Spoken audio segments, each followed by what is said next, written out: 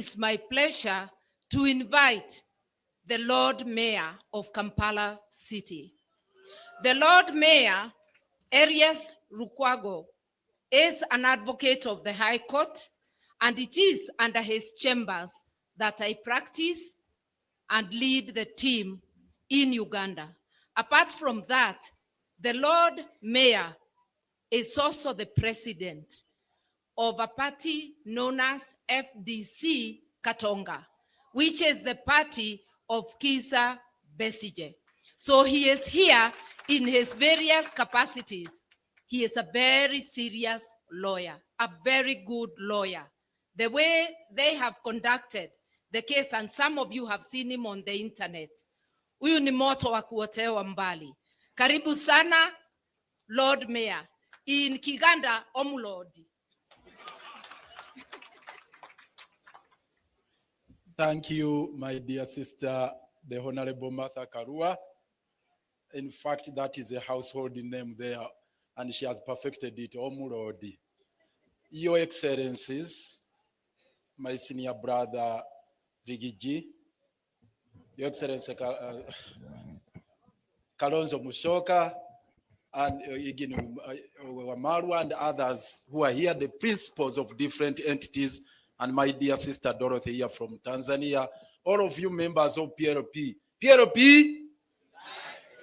PLP? Well, I'm equally honored to be here, to be part of this historic moment as you unveil this new platform. I bring you warm greetings from the people of Kampala, my colleagues, all the progressive forces. They send you warm greetings, Honorable Martha Karua, and all of you, the people of Kenya who are determined to champion the cause of change. We salute you all and congratulate you on this great milestone. In the same vein, we do wish to convey our profound gratitude to the Honorable Martha Karua for standing with us, the people of Uganda. Ladies and gentlemen, I am speaking for millions of Uganda there who admire the courage, the determination, the steadfastness of Honorable Martha Karua here. The passion she has, the commitment she has made, standing with Dr. Besigye all through, and all political prisoners back home in Uganda. Thank you very, very much. Asante sana, Mheshimiwa Martha Karua. You recall Dr. Besigye was kidnapped from here on the 16th of November. And he was, was taken in a military facility where he was detained for 3 nights. And subsequently, he was arraigned before the General Court Martial with a litany of serious crimes, which invite a sentence of death. And Martha Karua took a vow and said never to happen, that because the regime in Kampala of Mr. Yoweri Kaguta Museveni and his family, because we were first with the family rule, with his son as the CDF commander-in-chief of the defense forces, with his brothers, with his wife. So it's a family rule. And they had vowed to take Dr. Besigye through a perfunctory trial in the General Court Martial and execute him. The son said on the 9th of June, that's when Dr. Besigye would be executed. Martha Karua took a decision and said, never, that will never happen. And we set on a course to dismantle the General Court Martial. I'm bringing you good news. With the stewardship of the Honorable Martha Karua, we have finally brought down that tool of oppression, the weapon of persecution. It has been combined efforts, and she has moved it to all the institutions. She literally caused the tremor in all the institutions in Uganda. We thank you very, very much. Now, a call, as I conclude, a call to all of you here, the principals, the people of Kenya, and all of us. We need to tackle the problem from the source.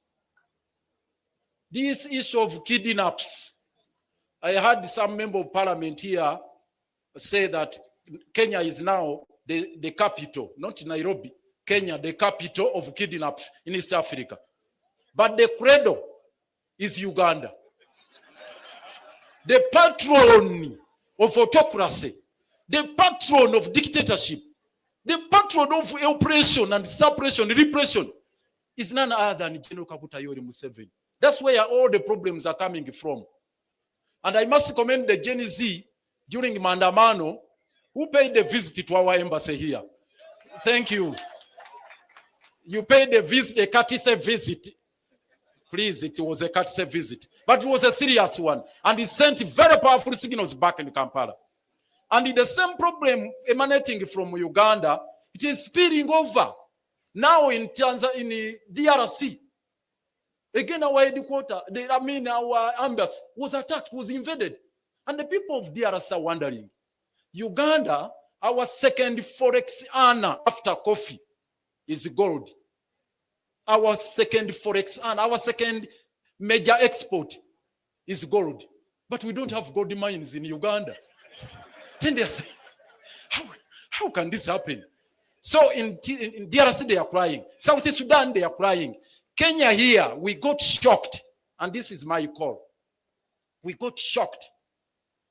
Notwithstanding the fact that Martha stood with us and all of you people of goodwill, the government demonstrated an iconoclastic attitude towards this problem. Yet basically was kidnapped from here.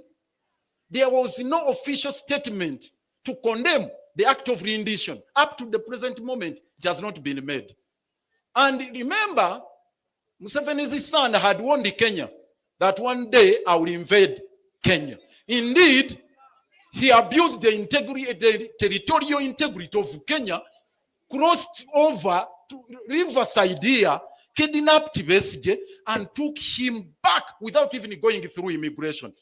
And the government of Kenya has not defended its territorial integrity, not taking Uganda to ICC or the other international fora, and that is a matter which is really baffling us back home. So we invite you that we continue with the solidarity. We fight the transnational or cross-border abductions and all these other forms of transgressions as a people united under Jumuiya. We espouse those values under the treaty. They are talking about a treaty to exchange what they call political dissidents, but political prisoners, that there is an agreement between Kenya and Uganda. Martha has put them to task and ourselves to explain and put it on table. Up to now, they have not laid it on table. We ask the government of Kenya, I'm glad the MPs are here, the senators are here. Why don't you demand for that treaty to be put on table? That you have an agreement between Kenya and Uganda to exchange political prisoners. That has taken us by surprise because there is a treaty which provides for the mechanism and the procedure. We have extradition laws which are being abused. So all these are serious matters we need to pursue jointly and in a concerted manner, local here in Kenya, in Uganda, East Africa level, at a continental level, and international level. Finally, Martha has mobilized quite a number of lawyers from all over Africa who are storming Uganda to fight for justice, to fight for equity, to fight for fairness. Thank you very much. The very last one, there is a senator here who attempted to sing a liberation song from Uganda. Allow me just to grace this historic moment with this song. We shall overcome. We shall overcome. We shall overcome someday. Deep in my heart, I do believe we shall overcome someday. This one, the very final one. Never surrender. Before I come to never surrender, the very final one now. The name Kasonga is featured prominently here. And I felt so much. I mean, I don't know, I can't even express the kind of emotions I felt. But I thought I would be doing injustice to you if I didn't share with you this liberation song, We don't have copyright for this. This is Museveni's song he came with from the bush, but it's a good one. Listen to it. Siku moja peke tutaona Kasongo anafunga muzigo na kurudi nyumbani. I'm not good at singing, but let me repeat it. Siku moja peke tutaona Kasongo anafunga muzigo na kurudi nyumbani. Thank you. I think he did not sing the real liberation song, which we sing in court, and sometimes Dr. Besige opens it when the court, especially when the court martial was rising. This song is just to say we never surrender, and it's not to surrender to oppression, to injustice, to anything. Never, never, never surrender. Never, never, never surrender. We will never, never, never surrender. Never, never, never surrender. We must never surrender to injustice. Asante sana Omulodi.